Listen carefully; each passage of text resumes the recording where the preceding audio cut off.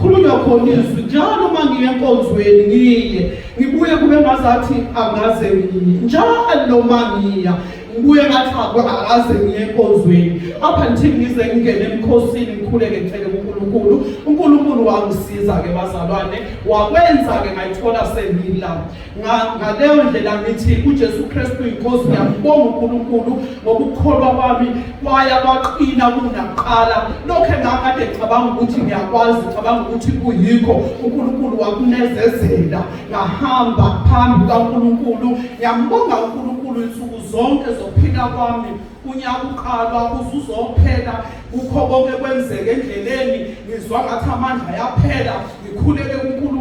uNkulunkulu angivusa uvusa umoya wami. uNkulunkulu bazalwane wethembekile ngekhathi zonke ngoba umebuka lithi izwi lakhe uyabuka njalo emhlabeni efuna ukubona ngibona ukuthi ukhona yini ofuna uNkulunkulu.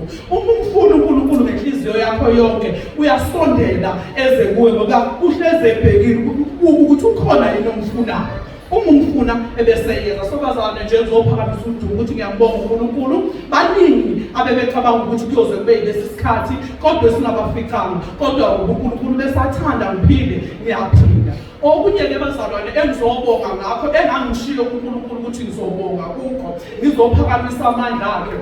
Ngonyaka odlule ngalesi sikhathi kwakuyizo lezi ikhathi bazalwane nginenkinga ekhaya kakhulu ngingazi ukuthi kufanele ngenze njani. Ekhaya ke bazalwane mina bomdala ngingazi ukuthi kufanele ngenze njani. Ubhuti wami befuna ukumdubula sekwenziwe yonke into ukuthi nje konke nje sekukhokhelwe nemali sekwenziwe konke ukuthi udutshulwa nini. Ebaleka ngibona ukuthi uyabaleka ngizwa nami igazi ukuthi liyangishiya.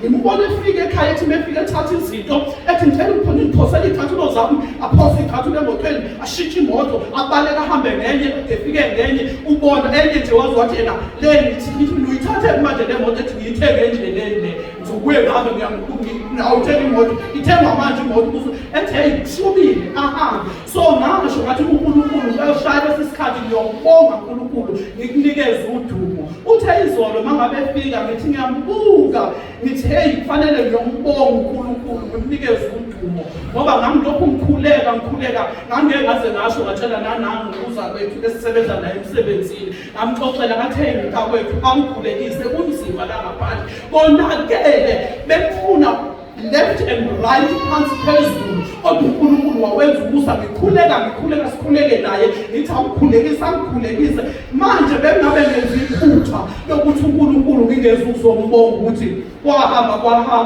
kwathi ngabona isikhathi sihamba kuze kube manje ngizothi nje ngiyabonga uNkulunkulu nginikeza udumo ngithi udumo lungolwakho nezibongo lufanele uNkulunkulu. So nje bazalwane ngiyabonga kakhulu uNkulunkulu nosangigcinele ukukholwa nasekhaya nabo bonke nabazalwane engikhonza nabo ngiyabonga uNkulunkulu ngani bazalwane ngithi uJesu Kristu inkosi.